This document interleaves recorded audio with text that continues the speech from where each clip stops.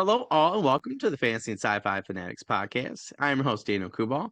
Today, I'm having a very special guest, Magda Mizzi. How are you doing today? Good, thanks. How are you? Oh, excellent. At first, I was like, do I say today? Do I say the morning? Because I know we're in two different time zones. I just went with one of them. So Well, it's very hot here at the moment. I'm jealous because it's supposed to be 16 degrees cooler for us tomorrow for my Sunday. So it's going to be like a 17 total degrees. So, yeah. But we're in the 90s here at the moment, Fahrenheit. Yeah.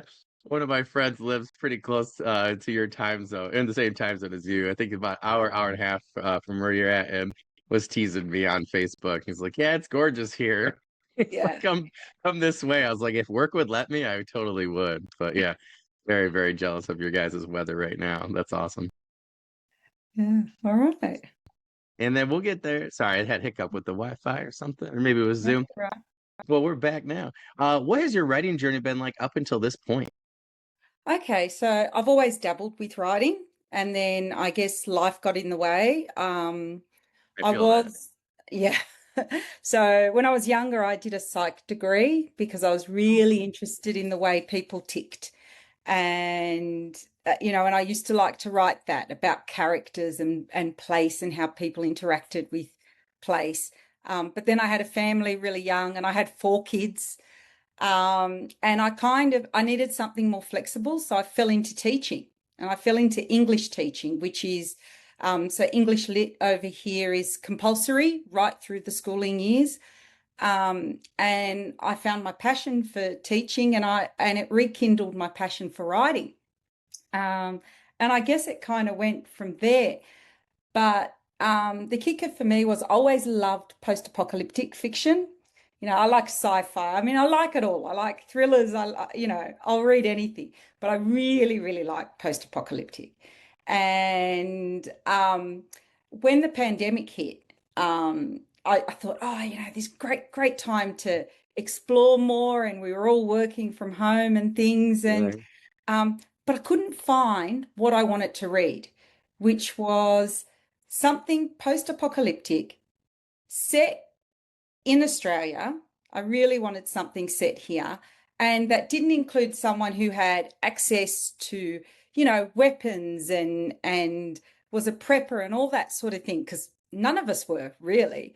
No one in my circle was anything like that. And I guess being in lockdown kind of came as a shock because, we only ever had enough groceries to last us a week at most. And it's not like we had stores of things or anything. So I guess I ended up writing what I wanted to read, and I wanted to read something. And when I sort of got deeper into it, I wanted to read something with characters that were from my world. So out here in Western Sydney, at the hills of the Blue Mountains, it's a real cultural melting pot, and we have a lot of second and third generation immigrants. I'm a second generation immigrant from Maltese um, heritage, and I really wanted to give those people a voice. So hence the first series, and now there's a spin-off series as well. So Oh, that's awesome. I totally get what you're saying though, because I have a yeah. friend who lives overseas and he Mhm. was like, so I think his family is originally from Thailand, but he's currently like now they had moved to South Korea for a bit, and they kind of moved around after that. He's been in Japan for a little bit, but he's like has been currently writing like his own like zombie like thriller kind of thing. But he's like, yeah, all I get is like American, people fighting zombies. He's like, I'm gonna do my own thing, but I like, I love zombies because I just want it to be somebody besides, Woody Harrelson or whatever in Zombieland or those guys. And I was like, oh, that's such a good point. And yeah, I thought I'm like, I would totally read that, I hope that he finishes and stuff. So I would totally read that from somebody else's perspective. So I don't know. I really like that you did that. I have actually read a really cool, I'm not really super into just like straight fiction, but I read a book called Jasper Jones and it's set Yeah, yeah, it was just what I if teach going it. yeah, oh my gosh. I talk about it all the time. So I know everybody on this podcast is like, "Dan, come on, we're gonna read the book at some point." But everybody should pause and go read it now. That was one of the best books I ever read. It was from my first master's degree for special education, but I loved like where it was set, and Australia and the time period. And as a history teacher, it was just amazing. But it always made me think, right? Like, because I do urban fantasy, sci-fi, and fantasy, and their subgenres, and I'm always thinking like, how can I do something, similar? But yeah, it was really cool. So I love that you went from, that type of perspective and location for that type of genre. So I think that's super, super cool. And what a better time to write about something like that than during the pandemic. So, Well, better or yeah, I don't know. well, It now might people be like the forgot same. about it, right? Like Yeah, it's it's like true. fiction now, right? We were fine. Like we were all just hanging out and watching Netflix. Okay. I mean, Yeah, there were good parts of it. Like, yeah. you know, there were good parts of it. But yeah, no, I love using Australian settings and in Jasper Jones, the setting's almost a character in itself. And Really that's is, yeah. what I try to achieve as well. Because for post-apocalyptic fiction, setting is so important and it influences plot and it influences characterization. And so I wanted to bring that visceral feel into my novels as well. So, Well, that's awesome. Super cool. Do you mind if I ask, since you talked about post-apocalyptic, like were there any in particular that like, that really kind of inspired you, to, in terms of the genre to write your own? yeah, look, I love The Passage by Mm. Justin. Love it, absolutely love it. And in a review, I think last month, someone actually compared me to him, and I thought, oh, Oh, that is wow. the biggest That's compliment ever. awesome. Yeah, it was like, I mean, they could have compared me to anyone else and it wouldn't have felt as great because he is one of my favorite writers. And Yeah. that series in particular, I just love. That's Um, I did read another, it was actually set in Scotland, Mm. post-apocalyptic fiction. I really liked that. I can't remember the name of the author, but I liked it because it was different and the setting was different. And the way the author did it, you could actually go onto Google Earth and you could see exactly where it was set. That's And I cool. found that really inspiring. And so my readers can do the same thing. They can actually look up the locations and they can see exactly where this is set. And they can drop a pin and stand on the same locations, no matter where they are in the world, to see how, that particular setting, that environment affects the way the characters move and react and the choices they make. And so I love that about it. So, but yeah, That's cool. definitely. People are gonna think we're like advertising the passage on here or something. A lot of people mentioned it this season and last season. I'm telling people it's on my list. I'm sorry, but I'm doing like I'm like got a particular set of indie lists that I'm sticking to and a couple of palate cleansers. But yeah, I'm gonna get there, guys. I promise. But I just laugh because like we just had a couple people on recently. I know for everybody else, in publication of the episodes, it'll seem like it was stretched throughout the year, but I interviewed Yeah. a lot of guests back to back who have mentioned that. So that's like super, super cool. I do love that though. Like for urban fantasy, I just moved to Phoenix at the time years ago and met my wife, and I discovered Kevin Hearn's Iron Druid Chronicles. Mhm. Loved them, but it was like he originally lived in like around Phoenix and like Scottsdale and Tempe, and it was so cool. I realized like, oh hey, I can actually go to where his shop is, like the character's shop, and Yeah. it was like a different store, but it was cool. And then you could kind of walk around. And one of the books, one night, my wife's like, let's just like follow the book. I was almost done with it. Yeah. And we actually did that as like a date. It was like super cool. So I think Yeah. that's so awesome that you give people, that ability to even just check it out on Google Maps or something like that. So I I think had that's a super cool. friend, yeah, I had a friend who was reading it and this was book one she was reading and she buzzed me and she goes, I just drove past Jamison Park. It's so She cool. goes, I'm so scared. That's awesome. That's so awesome. That was funny. It was the It's cool. funniest thing. So yeah, I it love was to ask people like how they do that. I actually asked Kevin. I met Kevin in person and I was like, how did you, and it was so cool to be able to just do that because I do love when authors do that. So I totally understand where your friend's coming from. It's like you have that personal, deeper connection, to a story that you really enjoy. It's like there's very few things I think that you can, find that are like that and that are just super cool. So I think that's I really often go good on on, your part. So yeah, I often go on what I call work trips. and I'll go, oh, I really want to set, I really need to set, like, especially with this new series, I really needed to set it on a peninsula somewhere. Mm, And I found a peninsula and I went, I've never been there. Oh, work trip time. smart. And so I go up and I immerse myself in the environment for a couple of days. I walk Yeah. around and I talk to the locals and that kind of thing. So, Oh yeah. man, that's really smart. I think you just I have a I can't say anything yet because it hasn't happened in the future because it'll be a little bit. But yeah, I think that's what I'm going to do now this summer or this spring in order to write a future project that we're Mm. planning. So I was trying to figure out like how am I going to do this with the theme and things that were presented with. But I think that's what I'm going to do because I like that sort of thing. So I think that's Yeah. great because if I go there right? And then I can kind of see what's there and then kind of write my story from there. So Yeah. I'm gonna give you credit, but I'm gonna steal that idea. So I Fair think that's enough. You're more than welcome to. It's very different when you're actually standing somewhere yeah, like looking like in your head you might think, oh, it's going to be easy to cross this river. And in yeah, reality you go, oh, that is not as easy as it looks, or how am I going to block this area off? How, yeah, how are people going to move through this space? So yeah, yeah. you need to go, you need to have these mini work holidays. Yeah. Mini My friend did that for like like a thriller, right? For like New York Yeah. City or whatever, and like the boroughs and stuff.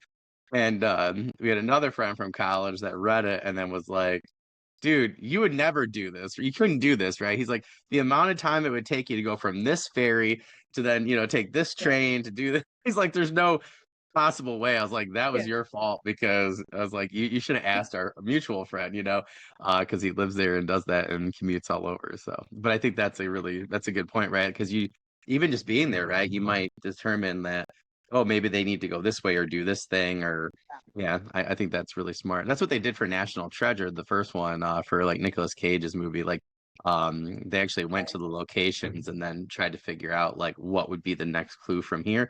And a couple of the writers did that, I guess. That's what I heard from some people that worked on the film and stuff that I knew from high school. So I thought like, Really? oh, that's kind of cool. Like somebody was scouting the locations in a different way, and I was like, oh, it's kind of cool because then they're walking up streets and stuff. And I don't know, when I went to Philadelphia, we kind of did that, and I don't know, it was kind of cool. So I always thought about that, and yeah, I had somebody talk about that. I was like, oh, that's pretty cool. So I think hopefully this will spur a lot of other people to do work trips too, but really they just Yeah. create better books and stories. So that's Yeah. super cool. For me, it's the funnest part. I love doing that. It's the part of the part of the process that I really, really like. And I don't know whether you've ever heard of the Nullarbor. Mm-mm. So the Nullarbor in Australia it's a big area. Like you can drive on it for days, and it's Oh, wow. flat, and there is nothing out there. It is, there's not even a bend in the road, and we hired a camper van and we went out there. My niece lives out there. And I thought, oh, this will be good. This will give me inspiration to end the current series I was writing. And it didn't. It gave me inspiration for so many other stories Oh, that's instead. awesome. So now I'm like, oh, I wish I could clone myself so I could just, have these multiple stories going. But it was just so interesting visiting the Indigenous communities and all that kind of thing. So and it's an amazing wild place out there. Like just, Yeah. Oh, you know, super cool. and the sky is the most incredible thing I've ever seen. Mm. Like, I don't think I could do it justice describing it. Yeah. Yeah, yeah, yeah. Oh, that's cool. Day or night, do you think? You talking about like maybe during the day or like at night with the stars? At Just curious. night with the stars, it's amazing. But even during the day, like there's literally nothing. There are no Mm. trees. It's just Oh yeah, red yeah. sand and white sand. Mm. And then this s- blue, vivid turquoise water, when you're going along the coast, and if you're lucky, every sort of couple of hours a road train will come past, and these huge trucks with four trailers on them that you've actually got to pull off the road to let pass. Oh wow. It's just the most incredible place out there. Yeah. Oh, that's cool. I could but totally see everyone, where you have to be there, right, in order to yeah, really like to feel a place. I think sometimes is yeah, how some of my friends have really do, described it. yeah, yeah, Yeah, and yeah, to feel the silence of a yeah. place like, you know, Yeah.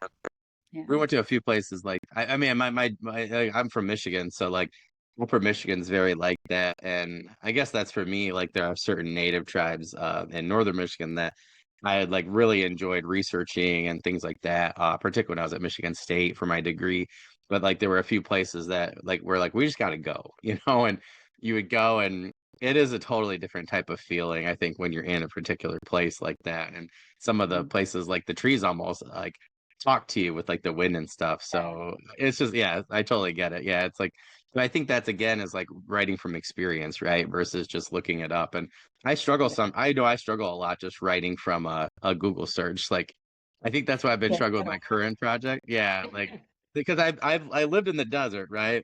And like been yeah, there for Phoenix, but it's totally different than the one you're talking about, right? And then it's yeah, totally different from, so yeah, so sometimes it gets really difficult. So I try and talk to a lot of people who have mm. been there and things like that and, try and live through their eyes. But yeah, if I could just like travel around the world and go to all the places that I'm writing about, it would just be so much easier. Okay.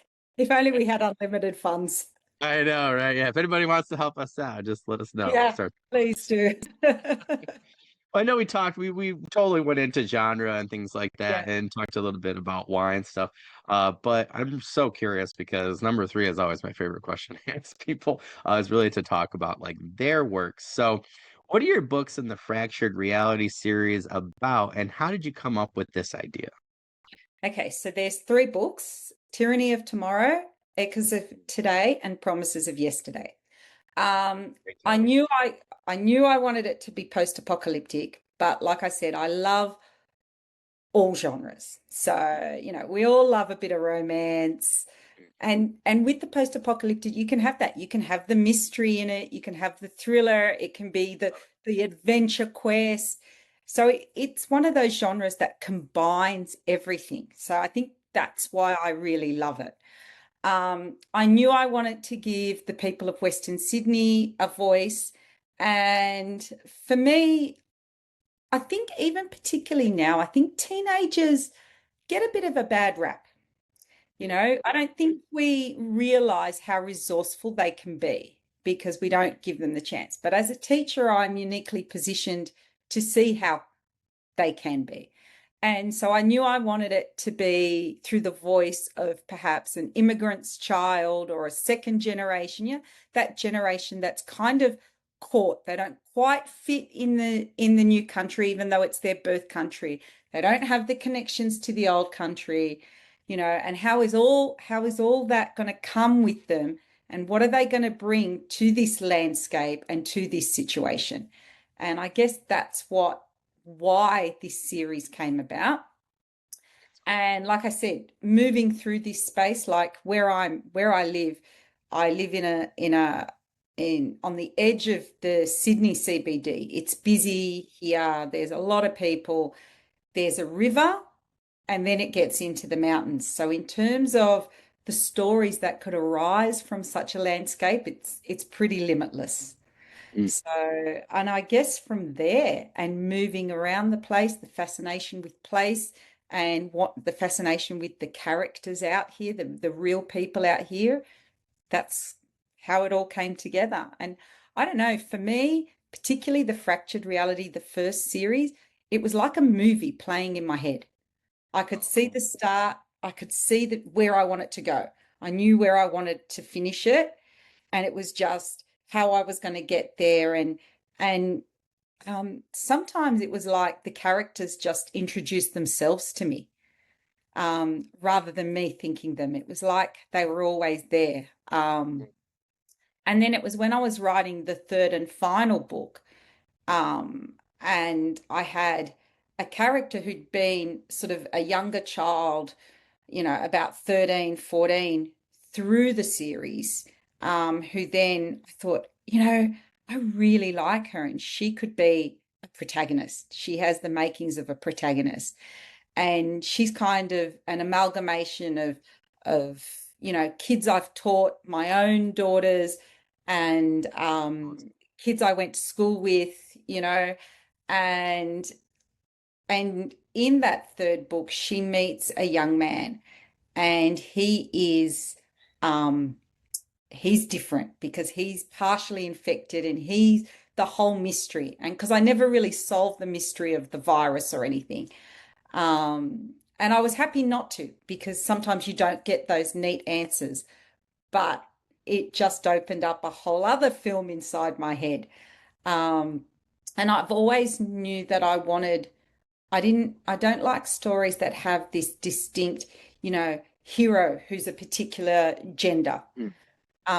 Always knew that I wanted the balance. And I know that people, they sometimes they are heroic in some situations, but not in others. And they're the sort of Yeah, yeah. characters I wanted to portray.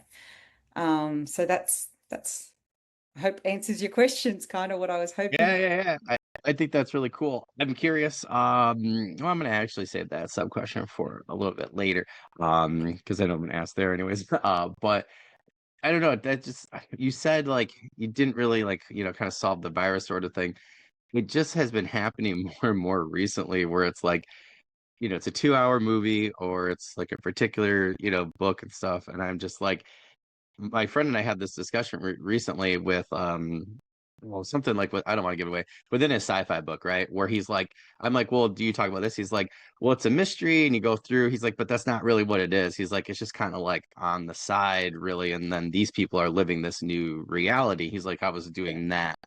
And the more we talked about it, the more I was thinking about it. It's like, it's a really great point because not everybody in the world, I'm sure somebody will solve the virus, right? Or figure Mm, it out or whatever, right? Be the Brad Pitt, but like, or whatever, but like, not every person in the world is going to have that happen to them, and I just thought he made such a good point. I just thought it was so interesting. He's like, that's like my story's taking place. He's like if it, like the equivalent's like his virus, right? Is like it's just there. It's like his was like world building. And I was like, gosh, mm, that's so interesting.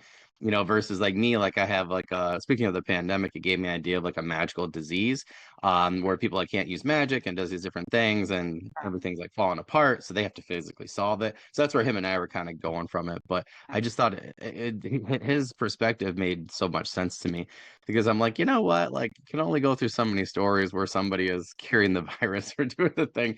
And yeah, it just sounded so interesting because he's like, no, I'm focused on the characters. I'm focused on this plot. He's like, that's like a secondary thing that's really going on in the world. So I totally understand that because I think sometimes there's only so many times somebody can, solve the yeah. virus or Yeah, cure the zombies or first whatever. series, yeah, in the first series, closure happens for the characters because they get what their quest is about, which is Yeah, somewhere yeah, yeah. safe and somewhere where they can rebuild, and their found family, is formed, and they've rescued the people they want to rescue from government agencies who are exploitive and all that kind of thing.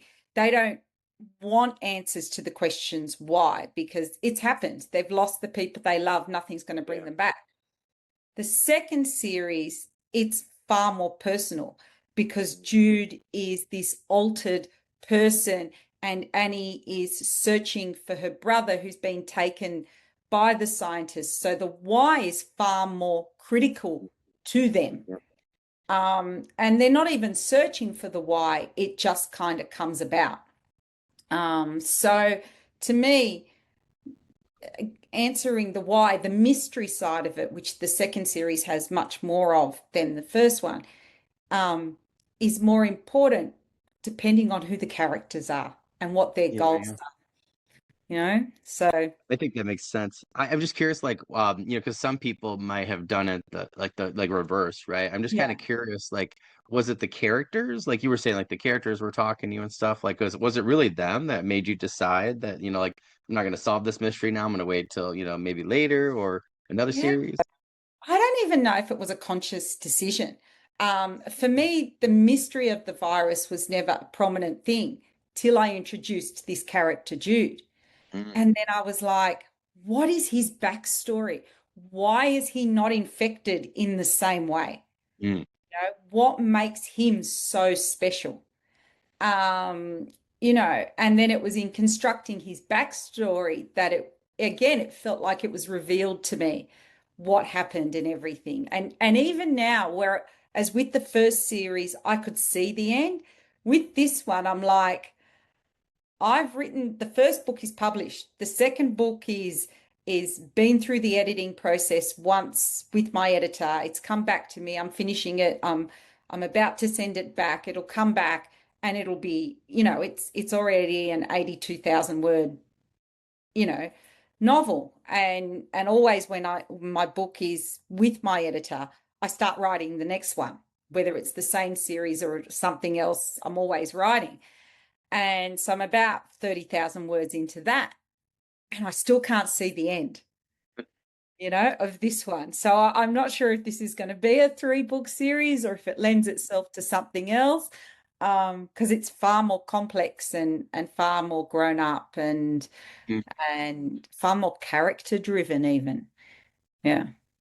So Well, I like that. Like, sorry, I was just saying, like, yeah, I was thinking, like, with Amazon, where yeah, like people were so, I don't know, I feel like people were getting hung up before that, like, this book one is going to be a 3-book series or trilogy yeah, or 4 books. And I'm like, yeah, I never care, right? If it's a good book, yeah, I don't want you to keep going until the end. And now I've seen yeah, a lot of people do that book one of one, and then they'll change it book one of two, like once the, next one, yeah, comes about. Like, and like, I just think that makes a lot more sense personally, because yeah, if you're not sure, there are certain things I do, right, that are really outlined. Other ones I'm like, I'll do mm, discovery right more, like I do, particular yeah, outline. So for me, like saying it's going to be three, I'm like, I don't know. I yeah, don't really like the T word anymore. Maybe yeah. four. Maybe it's a series of people like it. I don't know. I think that, yeah, I think that that makes total sense personally, because I feel that so much with several different things I'm writing right now. Yeah, I'm not sure. So yeah, I don't know. I think it's a good story, right? People, and you're saying character driven, which everybody has talked to me about on here in terms of loving to write and especially loving to read, um, authors included. So yeah, I don't know. I think that that makes total sense. So, and I don't think anybody's going to be upset about 4 books if you do that for a series too. So, especially if they're good, right? So yeah, I just think that like the old days of trying to configure everything into 3 books or 6 books Yeah, or 9 books or whatever. I don't know. Personally, I hope they kind of go to the wayside, because if it's so many people on here in 5 years who do a mm, duology, right, instead of a standalone, or yeah, they do 4 books or whatever, right, or mm, 5 or 7, like whatever, right, just to tell the story that they're trying to yeah. tell or where the characters lead them. I think that makes total sense. So I don't have a particular number in mind. I guess, I think I'll know when I'm done, like when that yeah, yeah, story has run its course, yeah, when it feels like all the plot lines are neatly tied up, or even if not neat, but in terms of satisfaction, that they're yeah, satisfied, yeah, right? So that's when for me it will end. And I knew at the end of the Fractured Reality series that while the characters in that one felt like there was closure, like their story was ended, um, there were that particular world didn't end for me. And I'm actually considering bringing some of the characters from that first series to overlap yeah, into yeah. this series. I love that. Yeah.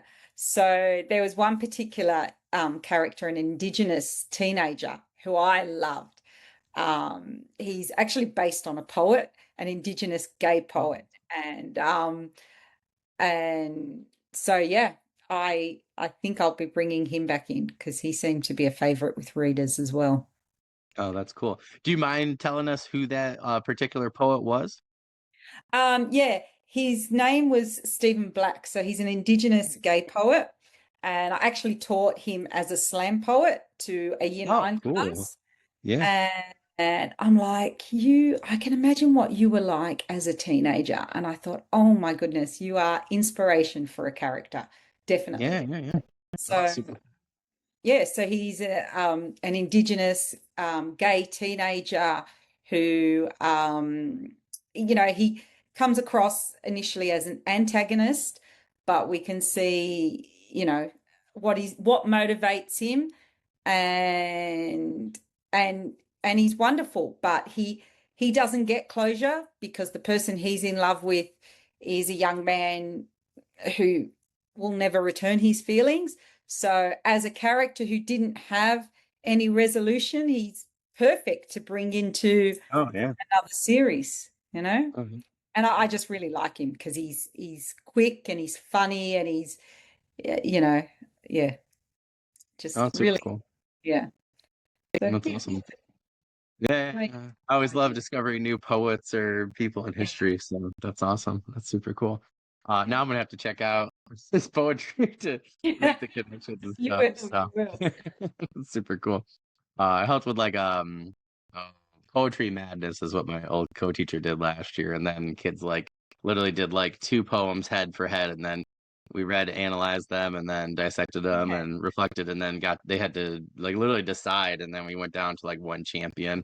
Yeah, it was really fun. Yeah, so but I always have kids looking and asking about different poets and Yeah. different writers with different perspectives of different places. So I'm gonna have to lock that one away and have it ready for somebody. So that's awesome.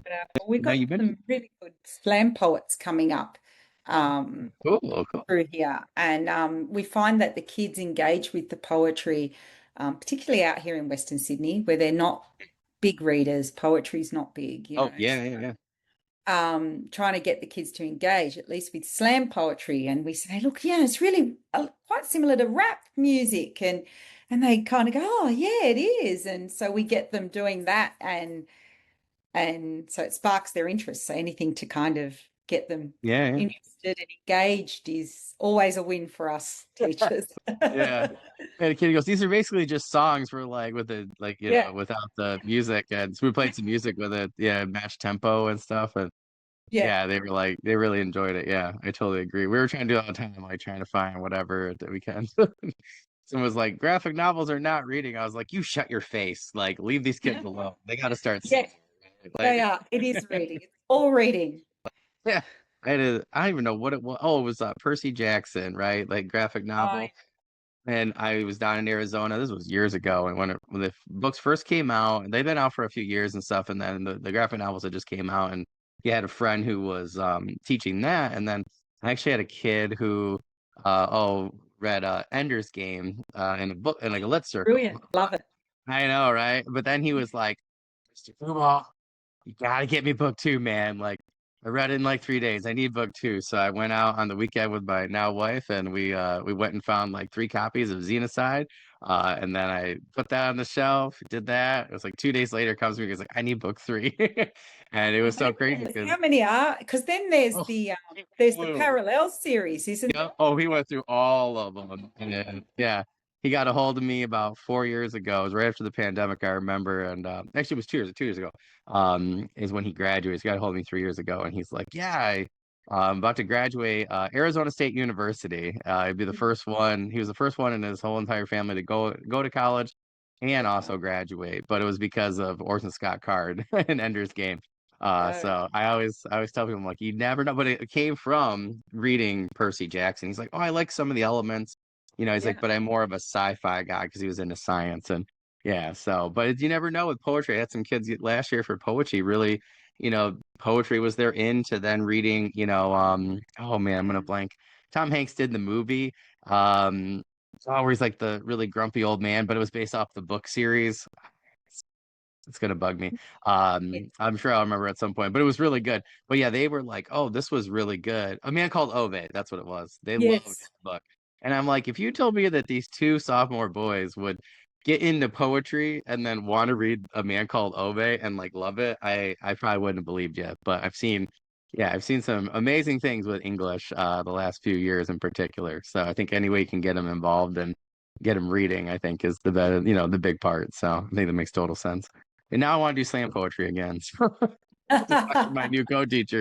Like, let's do some sort of slam poetry. But yeah.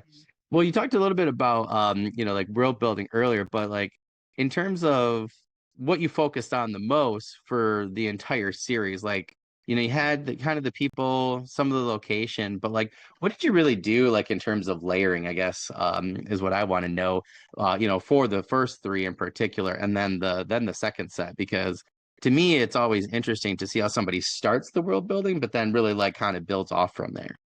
Yeah. So I guess I start with location. What what is it like there? And then I think of, okay, here's a character. How do they react in that world? Okay.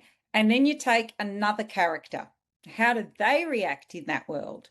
And I guess that's how I start to layer the world building, Hmm. you know. And like I like to write in third person. And I think when you're initially building a world, you kind of have to hop around a little bit in different characters' heads because they don't all see it the same way. Yeah, And yeah. then once I guess you've established your protagonists and everything, you can stick with them. But for me, it was always about having realistic settings and having unusual things happen in those realistic settings. Mm.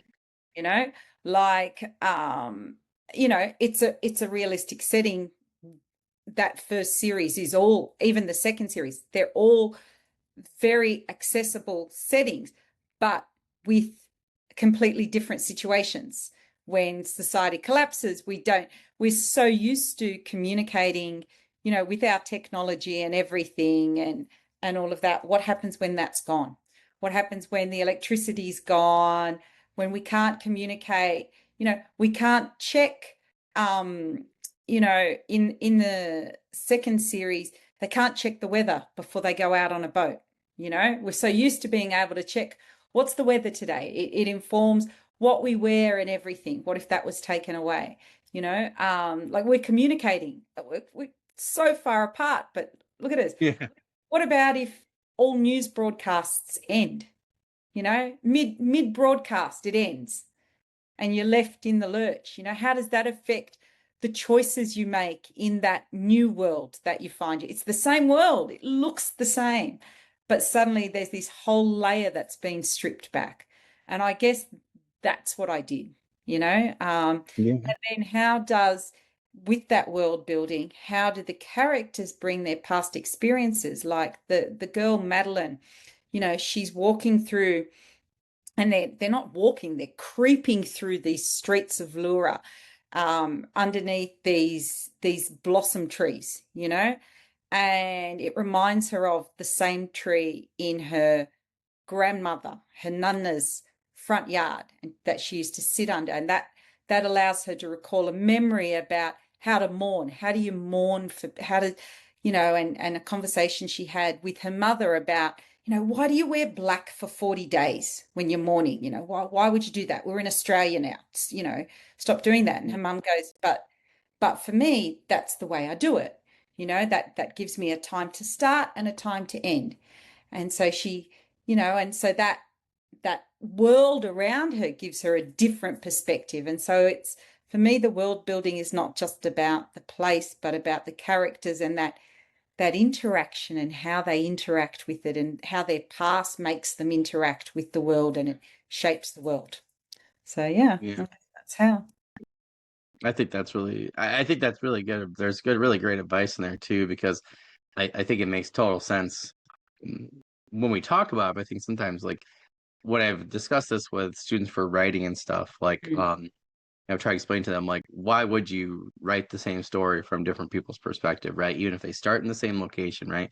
And we've been really trying to get them to understand, particularly with history, right, with these enduring issues, that, like, depending on whoever three people you have at whatever time or where they're from, whether it's geographically or socioeconomically, gender, whatever, like, they're going to be different, right? And they're going to have different perspectives, and they're going to be treated differently, no matter where they're at, right, or what time. So I think it's a really important thing, I think, particularly for world building, to really consider, right? And I think it's interesting when you're talking about post-apocalyptic, right, and then, like, making these changes. So to me, I've always find that interesting about, everybody does those things with post-apocalyptic, somewhat differently. And it's always really interesting, I think, the worlds that kind of shake from the destroying Yeah. of ours, as we know it. But yeah, I think it's always interesting to see where people come from in the world building process. So that's super cool. What do you focus on most, speaking of characters? What do you focus on most for your characters, and what were some of the goals that you had for them within these series? Um, I guess I wanted to see how they grow, particularly because I'm dealing with teenagers. How do where do they come from first, and all those influences that particularly teenagers are not aware of, all those little interactions they've had in their past that shape how they react and act to things, that they don't even realize. And Yeah. it's only later with maturity and self reflection that you realize, oh, I know why I did that because. So I wanted I wanted the characters to come to that. I definitely wanted that balance of never having that single hero, um, because I don't think the world works like that. I think we can all be heroic at times, and we can all be really lost and need saving, need someone to come and save us. So I definitely wanted that. Um, and I started to explore that idea of what makes us human, what gives us humanity in the first series. And I particularly touched on it with Michael, um, and what we wanted out of that. And then I felt, and in his way, he came to that and he understood it, and that was great. But I felt in that world and in the bigger picture, I wanted to explore it more. And I do that with Jude because his humanity has been stripped of him in so many ways, biologically and psychologically. And so, how does he retain that humanity? And the people that have done this to them, how can we consider them still human or humane when they did this to him and they did this to the world? So, yeah, I guess that was my goals for all the books. Um, and I noticed one of your questions is, what would you ask one of your characters if you had a chance? And Oh, I really had to think of that one because I thought, well, I know what's happening in their heads. I don't know if I'd ask them anything. And then I thought and thought about it, and I thought, actually, yeah, I would ask something. There's this one part in book one where Madeline asks Michael, it's an intimate moment, and she asks him what he misses. And he starts with, it starts quite heavy, and he's like, oh, well, of course, I miss my dad, which is understandable and expected. And then he goes on, I miss a cold slushy, and I didn't get to see the last Fast and Furious film. I miss being able to watch films and things like that. But I think if I had the chance to ask him, I'd go, what don't you miss? What mm, after the that's a collapse of good everything one. do Yeah. you miss? Particularly working with teenagers. I don't know whether you've heard over there, Australia has just brought this thing in where children under 16 cannot have social media accounts, and it's been quite controversial over here. And that only came in about 4 days ago. Oh, well. And, and it's really interesting because I think, you know, what by taking that away from kids do they now have the opportunity to have? And obviously in a post-apocalyptic world, all that's gone. Yeah. Yeah. That Yeah. layer is gone. And what do we then allow ourselves to have instead? So yeah, I think that's what I would ask my characters. That's a great question. Yeah, my mind whirling now. It's so funny because here we just in New York State we just like basically like banned cell phones in schools. Yeah, we don't have them either. Yeah. Yeah, it was wild because like we've been wanting that as educators Yeah. for like ever, right? Yeah. Like this is Yeah. Yeah. 38, been in public schools working for since I was 19. I'm like half my life I wanted these cell phones to go away, and they're like, we Yeah. can't do that. And then all of a sudden, without us, in the Mm. process, we're like, yeah, we're just gonna do that. And it's weird because like at my current school, I'm at a tech school, and it's like early college, and like never really had a like big issue with them, honestly. But now our kids like we have a little cabinet, right? They put them in there. Right. Um, but it's like it hasn't been that big of a change for us because we never really had an issue. But I know there's been a huge shift, so I can only imagine in a post-apocalyptic shift, like how hard that would be. And I'm sure some of your kids there are going to feel that as a post-apocalyptic shift, right? Yeah.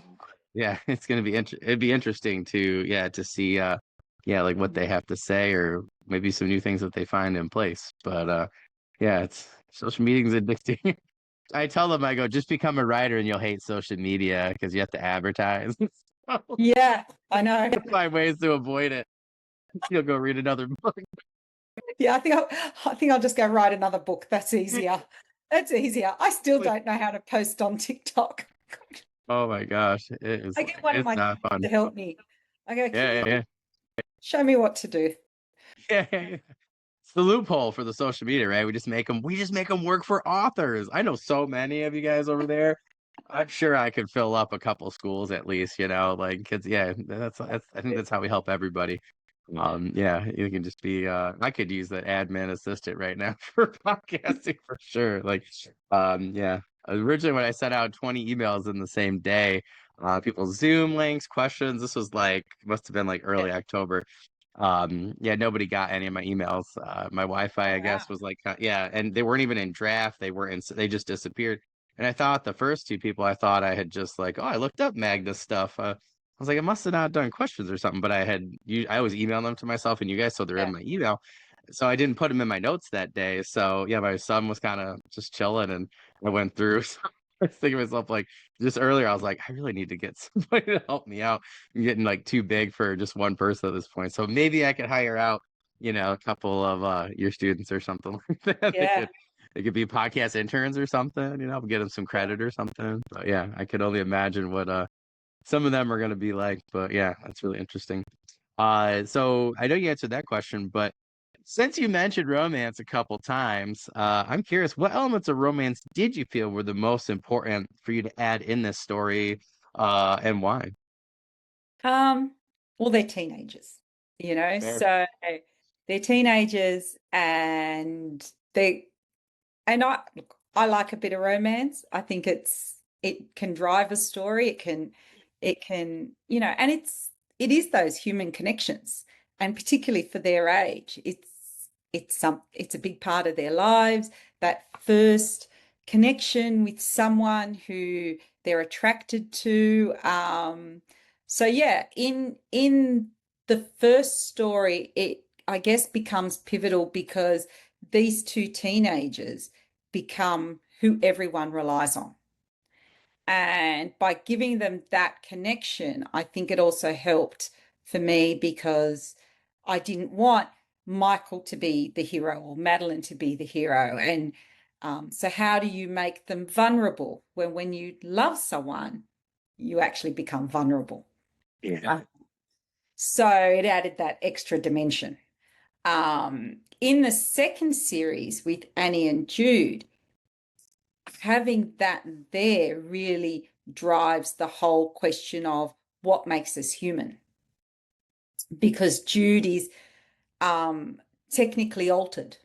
So, how could she possibly love him? All these things go through him, and she doesn't see any of that because he is so good and she can't understand, and she has her own hang-ups as a kid who grew up in with this really tough dad who was always quite judgmental of her and everything. So yeah, to me it adds another layer, just like it does with life. And if post-apocalyptic fiction is going to reflect real life, then it has to be there. um you know but I I'm very much a closed door writer when it comes to the romantic scenes. I don't feel we need everything explicitly explained, particularly if it's young adult or new adult fiction. We don't need to go um, and be too explicit about it all. I think we all have imaginations and can filter through everything. Yeah. Yeah. Oh, it's the way I knew they were complaining to me. Well, I had a couple of romance authors for season one. I was Yeah. doing February, she wrote, and then I had a couple, I had two male authors in particular, like message me. They're like, I don't understand, like, why like romance has no place in fantasy and sci-fi. I said, really? They said, yeah. I said, really? They said, yeah. I said, really? And they go, yeah. Like, what are you saying? I said, I don't know what you're saying. I said, but if I said the words I love you. And then Han says, they say, I know. And then the guy texts me back, crap, dot, dot, dot. Because he just proved that that was a romance in Star Wars. And Yeah. that Empire Strikes Back. And at that point, it's like the most iconic line besides Luke, I'm your father, or whatever. But Yeah. like to me, like it's way better because there's a lot more there. And it's a cliffhanger, right? And like that was the whole reason why they go into the next movie. And I'm like, give me a break, you know. And I had a couple other ones. Yeah, I'm like, do you watch Indiana Jones? You know, I'm like, he's always going after somebody. You know, it's like, give me a break. I'm like, guess I'm on a Harrison Ford kick when I'm proving to guys that they love romance, but it's there. You know, I think a lot of people just don't see the elements of romance, but I Yeah. think when you really look at it, right? And I think there's elements of romance, but I also think that there's elements of just, you know, like you said, like relationships, right? Like I'm a dad, right? Got a 3-year-old. Yeah. Next month he'll be 3, January 4th. So, you know, it's like one of those things where it's like I am totally understanding. There's like Brandon Sanderson's Stormlight Archives. Like Dalinar has 2 sons. They're main characters. They're all 3 main characters. And he'll go back and have some sort of emotion. And I'm like trying to drive to work, not bawling like a baby, because I totally understand why he's like, oh, these years went by so quick. I wasn't there enough or whatever, you know? But I'm like, to me, like relationships are key, you know? And if you can really feel that, you know? So yeah, I think that elements of romance, I think, are just one aspect, right, of really Yeah. trying to bring good relationships in. But yeah, I think what you said makes total sense because yeah, I was like so lovesick for my first girlfriend in high school. I would have definitely done whatever to help her out in a post-apocalyptic world. So I think that makes total sense. So yeah, so I think that's really cool. I know we're kind of winding down on time, but I want to make sure we got enough time for you to talk about, you know, any news, update, current projects, anything like that that you can share with us before we head out. Um, yeah, well, at the moment it's all about the new series. So book one is out. Book two hopefully will be released early-ish next year before Easter, is the aim. And then book three probably by the end of the year. Um, don't know if there's a book four. We'll have to see. We'll have to see about that. I do have some other ideas. You know, a completely different post-apocalyptic world. Like, definitely want to explore what all those storylines that came to my head when I went out on that road trip to the Nullarbor. Yeah, but that's basically it. Otherwise, still writing, still teaching, you know, making some appearances around the local area. Cool. Um, yeah, local bookstores are starting to stock the books, which is really always Awesome. great, especially up in the mountains, the Turning Page and things like that. So, yeah, and doing That's super cool. podcasts. Yeah. Well, that's awesome. Well, I'm so glad you could join us today and you know for this episode and for season 5. When it's always interesting when I get people, you know, that email me from I get people from all over the world. It's just awesome. Like my students will ask me like, who'd you talk to this week, you know, or this weekend? And I'm like, oh, I talked to someone from Australia. Like last week it was like the UK and I had India a while back, and it's just cool that, like you said, right now, you know, knock on wood, we're not in the post-apocalyptic setting, so we can, No, you know, have these great yeah. conversations and talk about Jasper Jones and your books and have some fun along the way. But yeah, it's super cool. I just want to remind our audience you can find Magda's links for her book and social links in the description anywhere where you're watching or listening to this podcast. Usually it's just below wherever you're watching or listening. So please definitely check those out. Please give her a follow. If you are, you know, purchasing those products, we always want to remind everybody that, you know, the most important thing, because I always have people, hey, I read that book. Hey, I listened to that book. Like, did you review it? They're like, oh no. Like, that's the first thing I do when I get done. So if you guys could please keep focusing on that for season 5. I know it's been the same for the last 3 seasons. And I'm gonna be honest, it's gonna be the same thing for the next 3 after that. So if you guys could keep focusing on that as an audience, everybody would be really appreciated for that. Magda, thank you so much for coming on. If Thank you you, need anything, Damien. yeah, if you need anything in the meantime, you know, let me know. I always give alumni of the podcast first dibs for coming back for the next season. So if it gets to towards the end of 2026, and you're like, you know what, I want to come on for, you know, this last book or I will oh definitely hit whatever, you any up. other ones, yeah, just you let me know. And hopefully by then my son will definitely be sleeping by the evening for Hopefully. my time. There is light at the end of the tunnel. Yeah, Trust me. that was a hard stretch. All my Australia friends that are watching or waiting for me to reschedule interviews, I'm so sorry, but we are hopefully getting there. But yeah, let me know in the future, and we can do whatever we need for you. I do have the podcast group on Facebook if you want to join yourself, or if you want to ever send me anything. And people goes for audience too. You feel free. Everybody can post whatever questions or products and stuff in there. Yeah, it's been awesome. We're about just got to 3,000 members last week. We have some Wow. amazing people, that share stuff in there just all the time. So there's about 40, 50 authors and creatives that have just made it so much fun. If you told me like 5 years ago I'd create something so cool besides the podcast, I would not have believed you. So it's been really awesome.